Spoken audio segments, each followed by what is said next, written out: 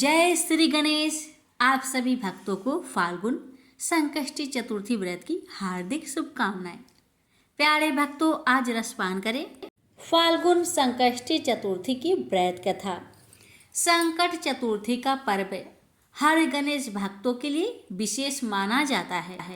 यहाँ हर माह को आने वाली कृष्ण पक्ष की चतुर्थी तिथि को संकष्टी चतुर्थी के नाम से जाना जाता है। यह पर्व माता पार्वती के प्रिय पुत्र भगवान श्री गणेश जी को समर्पित है।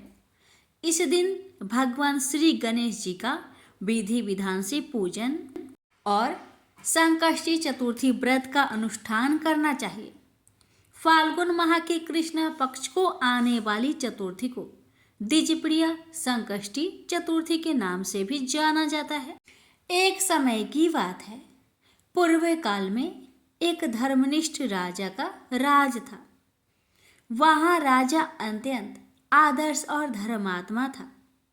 उनके राज्य में एक अत्यंत सज्जन और धर्मनिष्ठ ब्राह्मण हुआ करते थे, जिनका नाम था विष्णु शर्मा। विष्णु शर्मा का रहन सहन अत्यंत सामान्य था। उनके 7 पुत्र थे और सभी पुत्र अलग अलग रहा करते थे। विष्णु शर्मा जी परम गणेश भक्त थे और सदैव भगवान गणेश की संकष्टी चतुर्थी का व्रत किया करते थे। परंतु अब वे वृद्ध अवस्था में पहुंच गए थे और उनसे गणेश चतुर्थी के व्रत का पालन करना कठिन हो रहा था। इसलिए वो चाहते थे कि मेरी बहुएं मेरी जगह इस व्रत को करें।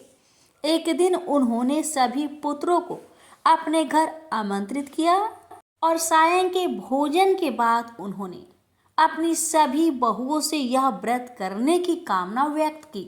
विष्णु शर्मा की कामना सुनकर सभी बहुओं ने साफ मना कर दिया।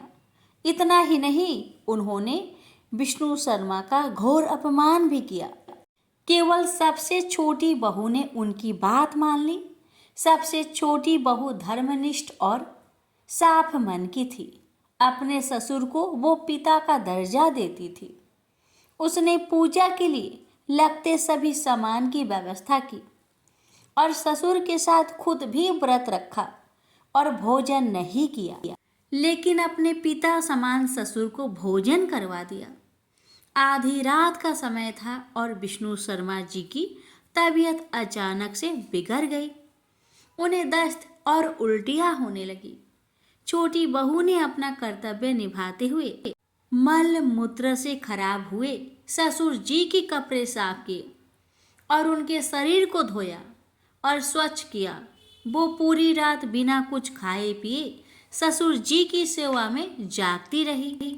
व्रत के दौरान चंद्र उदय होने पर उसने स्नान किया और पूर्ण श्रद्धा भाव से श्री गणेश जी का पूजन और पाठ भी किया। उसने विधिवत पारण किया और इन कठिन परिस्थिति में भी खुद का धैर्य नहीं खोया। श्री गणेश जी की पूजा और अपने पिता समान ससुर जी की सेवा पूर्ण श्रद्धा भाव से करती रही। छोटी बहू की इस निस्वार्थ सेवा और व्रत उपासना से भगवान श्री गणेश उस पर प्रसन्न हुए और ससुर और छोटी बहू दोनों पर अपनी कृपा की। अगले दिन ससुर जी का बिगड़ा हुआ स्वास्थ्य ठीक होने लगा और व्रत के पुण्य फल से छोटी बहू का घर धन्य धान्य से भर गया। छोटी बहू की स्थिति को देख अन्य बहुएं भी इस व्रत से प्रभावित हुए और उनको अपनी करनी पर पछतावा होने लगा।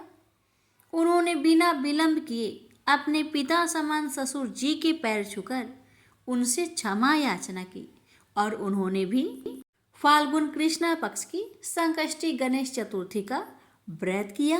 इतना ही नहीं, उन्होंने अब से साल भर आने वाली हर संकष्टी गणेश चतुर्थी का व्रत करने का शुभ संकल्प भी लिया।